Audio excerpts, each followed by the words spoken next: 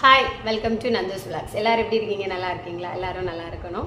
So இன்றைக்கி இந்த 1 வயசு இருக்குதுன்னு பார்த்தீங்கன்னா, இன்றைக்கி இந்த வீடியோவில் என்ன பார்க்க போகிறீங்கன்னா, நம்ம நந்து ஃபேப்ரிக் ஸ்டுடியோன்னு சொல்லிட்டு ஒன்று ஆரம்பித்து 1 மாதம் நல்லபடியாக ரன் ஆகிட்டு இருந்துச்சு.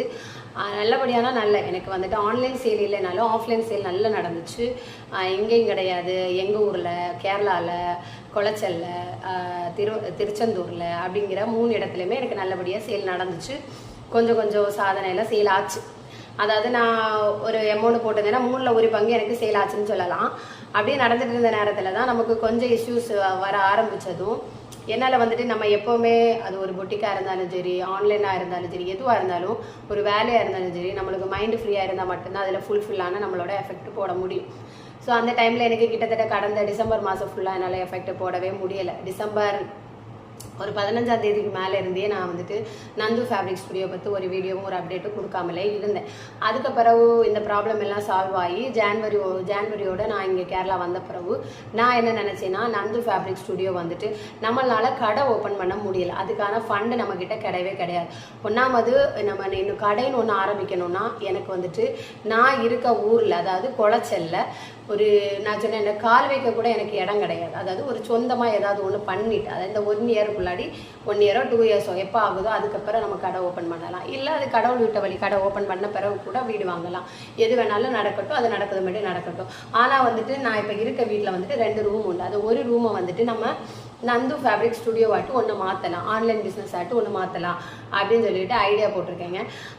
இப்போ நான் என்ன பண்ணேன்னா, அங்கே இங்கேயே நிறைய சதறி கிடந்துச்சு. அங்கே கொஞ்சம் துணி, இங்கே கொஞ்சம் துணி, அங்கே கொஞ்சம் துணி, அப்படி இப்படின்னு சொல்லிட்டு ஓரளவு வந்துட்டு நான் வந்துட்டு துணியெல்லாம் அடுக்கி வச்சுட்டேன்.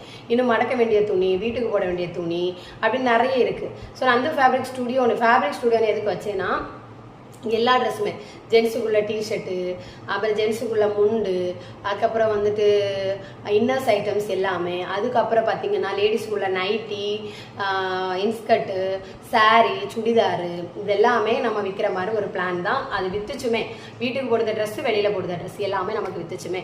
இப்போ விற்றது போக இருக்க எல்லாமே நியூ கலெக்ஷன் தான். நான் ஒன்றுமே எடுத்து ஷோ பண்ணி காணிக்கலை. அதனால் இப்போ எல்லாமே வந்துட்டு நான் அடுக்கி வச்சுருக்கேன். நந்து ஃபேப்ரிக் ஸ்டுடியோவை எப்படி டெக்கரேட் பண்ணலாம், உங்களுக்கு எல்லாம் என்னென்ன தாற்பயம் இருக்குது, அதாவது உங்களுக்குள்ள நிறைய மைண்ட் செட் இருக்குல்ல. என்னால் அவ்வளோவா சிந்திக்க முடியல. இப்போ செவுர் இருக்குன்னா செவுரில் எப்படி டெக்கரேஷன் பண்ணலாம், அதுக்கு என்ன ஃபேப்ரிக் வாங்கி பேக்கில் ஒட்டலாம், நந்து ஃபேப்ரிக் ஸ்டுடியோன்னு எப்படி எழுதலாம் அப்படிங்கிறதெல்லாம் எனக்கு எல்லாரும் ஐடியா தாங்க.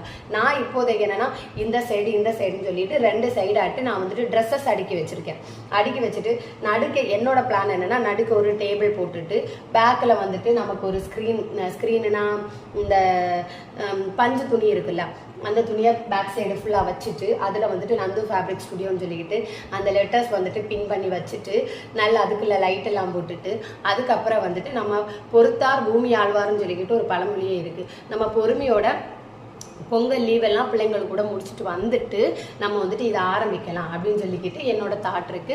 உங்களோட ஒப்பீனியன் என்னன்னு சொல்லிக்கிட்டு தயவு செய்து உங்கள் வீட்டு பிள்ளையா நினச்சி உங்களோட கமெண்ட் எல்லாம் எனக்கு போடுங்க. அதாவது இப்படி டெக்கரேட் பண்ணுங்க நந்தினி, இப்படி டெக்கரேட் பண்ணுங்க. ஏன்னா நான் ஒரு உமனாக இருந்து, மதராக இருந்து, ஒரு பொண்ணாக இருந்து என்ன 1க்கு 2 வேலை பார்த்துட்டு இருக்கேன். அதாவது காலையில் இந்த வேலை பார்த்துட்டு மத்தியானம் டெக்ஸ்டைல், அதாவது வெட்டினரி மெடிக்கல் ஷாப்புக்கு போயிட்டு நைட்டு 10 மணிக்கு கடை அடைச்சிட்டு தான் நான் இங்கே வரேன்னு.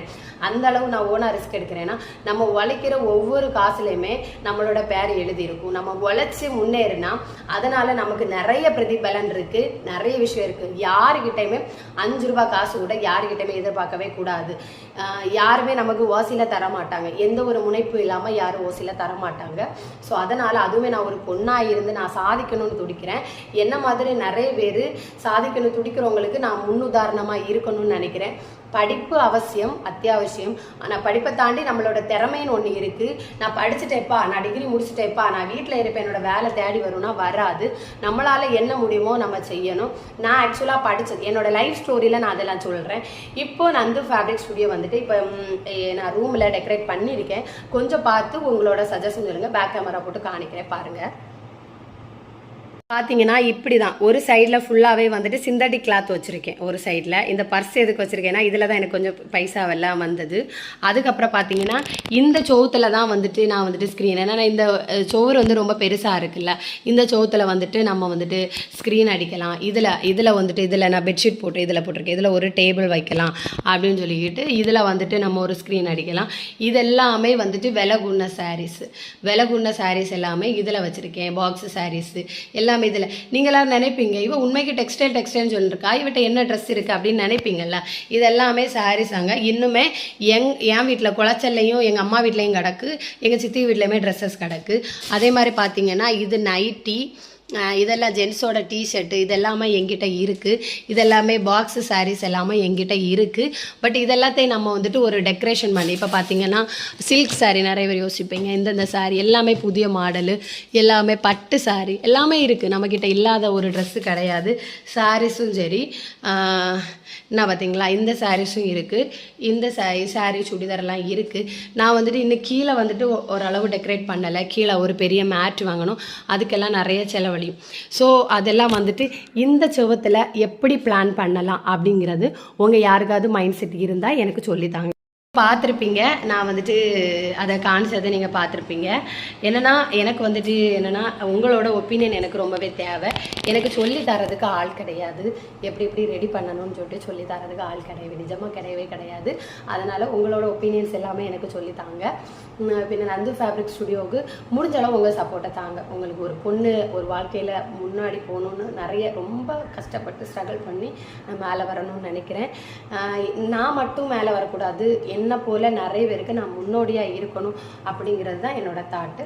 ஸோ யாரோட பிரச்சனையும் யாரோட தொந்தரவும் மன ரீதியாக மென்டலி நம்மளை ரொம்ப கஷ்டப்படுத்துவாங்களே, நம்ம நல்லா வரோன்னா நமக்கு கஷ்டத்தை அதுக்கு மேலே நமக்கு கொண்டு வருவாங்களே, நம்மளை சுற்றி இருக்கவங்களுக்கு நம்ம ஒரு படி மேலே போனால் அவங்களுக்கு பிடிக்கவே பிடிக்காது. ஏன்னா நல்லவங்கன்னா பிடிக்கும், இருந்தாலும் இப்போ சில பேருக்கு பிடிக்காது. அதனால் அவங்களுக்கு வாய்க்கு இறையாக நம்ம இருக்காமல் நம்ம வேலையை பார்த்துட்டு நம்ம முன்னோடு போயிட்டே இருக்கணும். யார் எப்படி வேணாலும் போட்டும், யார் எந்த லெவல்லையும் போட்டும், யாருமே நம்மளோட சொந்தமும் கிடையாது. அவங்கவுங்க லெவலில் போயிட்டே இருப்பாங்க. நம்ம அதனால் நம்ம வேலையை பார்த்துட்டு போகணும். எனக்கு மட்டும் கிடையாது, என்ன மாதிரி ஸ்ட்ரகிள் பண்ணுற நிறைய உமன்ஸுக்கு நான் எடுத்துக்காட்டாக, உமனுக்கெல்லாம் நான் எடுத்துக்காட்டாக இருக்கணும். அதுக்காக என்னம்மா பெண்ணுங்க மட்டும்தான் கஷ்டப்படுறாங்கன்னு கேட்டாங்க, அப்படி கிடையாது, ஆண்களும் கஷ்டப்படுறவங்க இருக்காங்க. ஸோ முன்னாடி போகணும். இந்த வீடியோ பிடிச்சிருந்தா மறக்காமல் லைக் பண்ணுங்கள், ஷேர் பண்ணுங்கள், கமெண்ட் பண்ணுங்கள். உங்களை வேல்யூபிளான கமெண்ட்டுக்கு வெயிட் பண்ணிகிட்டு இருக்கேன். Thank you so much.